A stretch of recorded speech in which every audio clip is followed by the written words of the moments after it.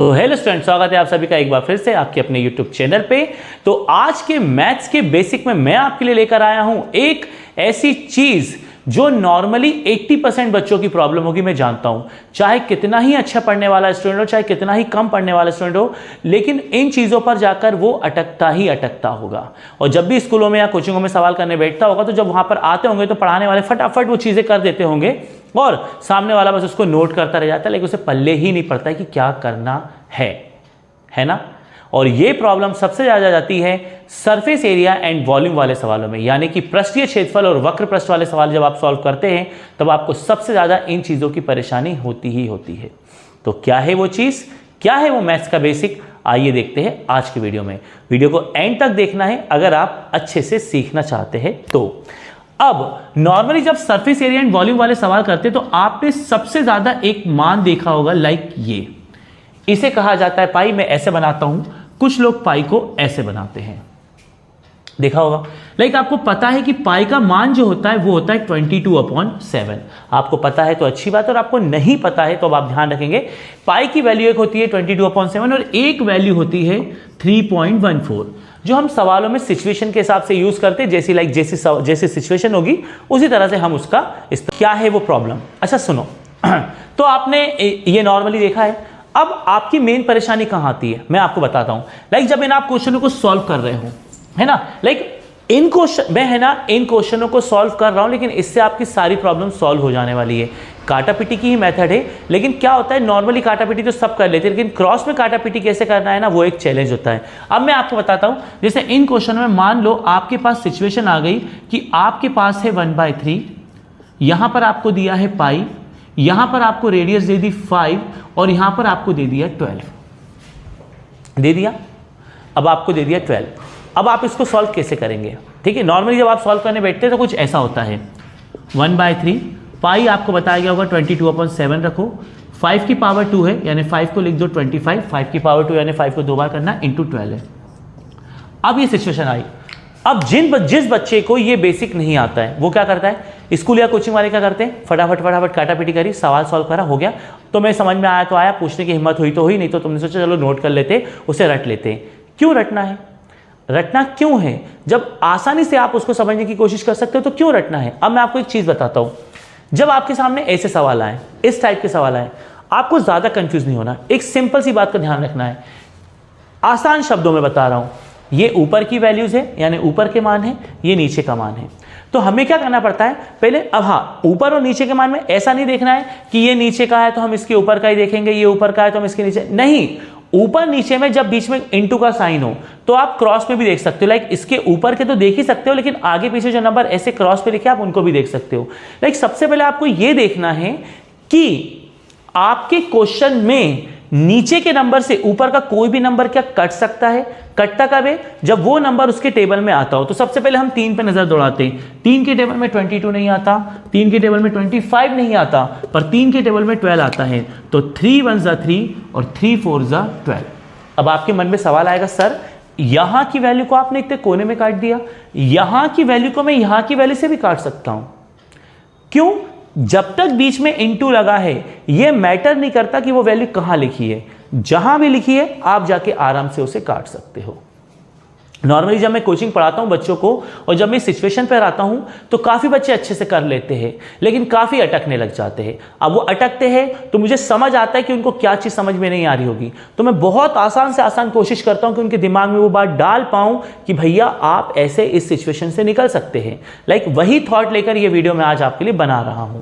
तो देखिए 3 से 12 4 बार कट गया। अब आपका काम क्या है, बस काम खत्म। अब आप जो बचा लिखिए, क्योंकि यहां सब कट गया, एक का कोई मतलब नहीं होता। तो आपके पास बचा 22/7 इंटू 25 इंटू 4। अब 7 के टेबल में ना तो 22 आता है, ना तो 25 आता है, ना तो 4 आता है। तो 7 के टेबल में ऐसा कुछ नहीं आ रहा है, और जब ऐसा कुछ नहीं आ रहा है तो आपको क्या करना है, बस आपका काम खत्म। इसका मतलब अब ये कैंसिल नहीं होगा। कैंसिल नहीं होगा तो आपको क्या करना है, नीचे तो भैया आपका 7 आना कंफर्म हो गया, लेकिन ऊपर क्या आएगा, ऊपर अब आपको इन तीनों नंबरों का आपस में क्या कर देना है, इंटू। इंटू कैसे, पहले 22 का देखो आपके ऊपर है, आप इंटू कैसे कर रहे हो ये आपके ऊपर है। लाइक आपने सोचा मैं पहले 22 को वैसे ही रहने देता हूं, 25 और 4 का कर देता हूं, ये आसान है, तो ये हो गया 25 4 100 और फिर 22 का 200 से कर देता हूं, तो आंसर आ गया 2200 अपॉन में 7। ये हमको आंसर मिल गया, आसानी से मिल जाता है, इतनी दिक्कत नहीं होती है। लाइक दूसरा क्वेश्चन मैं आपके लिए लेता हूं, कभी आप ऐसे ही सिचुएशन में फंस जाए और आपके पास यहां पर 14 हो और यहां पर आपके पास 9 आ जाए। ठीक है, देखिए 1/3 22/7 पाई की वैल्यू, 14 को 2 बार लिखा और 9 को वैसे लिखा। अब देखिए 3 के टेबल में 9 आ गया 3 बार, 7 के टेबल में 14 आ गया 2 बार। तो आपको सबसे पहले यही करना है, आपको देखना है कि क्रॉस के जो नंबर है नीचे से ऊपर कौन सा नंबर किसके टेबल में आता है। 3 के टेबल में 9 आता है तो मैंने 3 से सीधे 9 को काटा, बीच में किसी चीज की दिक्कत ही नहीं होती, 3 से सीधे 9 को काट दिया। 7 के टेबल में 14 आता है, 7 के टेबल में 14 ले लिया। अब हमारे पास बचा क्या, यहां बचा 22, यहां बचा 2, यहां बचा 14 और यहां बचा 3। अब हमारा काम बस इंटू करने का, दो का पहले इनका कर दो, 22 2 = 44, इनका कर दो 14 3 = 42 और फिर इन दोनों का इंटू कर दो, तो जो भी आपको नंबर मिलेगा वो आपका क्या हो जाएगा, आंसर हो जाएगा। और इजीली आप कैलकुलेशन कर सकते हो। तो बेसिक चीज मैं आपको क्या समझाना चाह रहा हूं कि जब भी आपके सामने ऐसी सिचुएशंस आए कि आप कोई सॉल्यूशन करने बैठे हैं,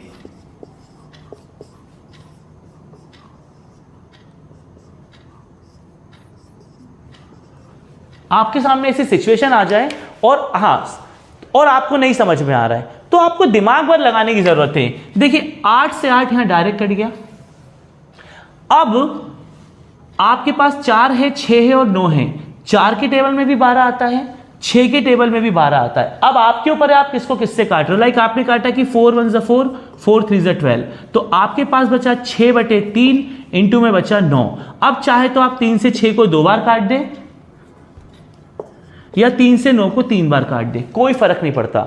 आपको किसी भी तरह से नंबर अगर कैंसिल हो रहा है तो आपको कैंसिल करना है, और कैंसिल करने के बाद जो चीजें बच जाती है, लाइक 3 से आपने 9 को 3 बार काटा तो यहां बचा 6, यहां बचा 3, इनका क्या कर देना है, इंटू।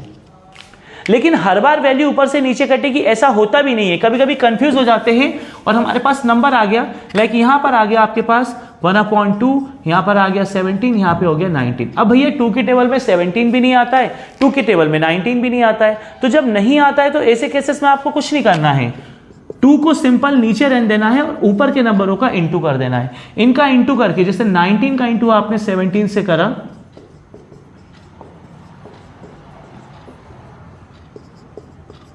खत्म।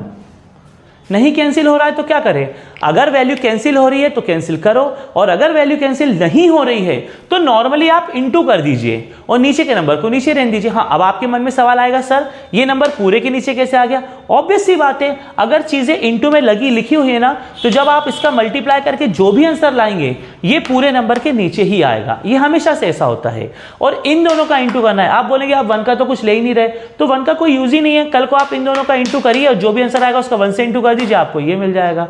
क्या दिक्कत है, सिंपल सी कैलकुलेशन होती है, कंफ्यूज होने का झंझट ही नहीं है। आप नीचे से ऊपर नंबर को कैंसिल करने की कोशिश करिए, सिंपल सी बात है।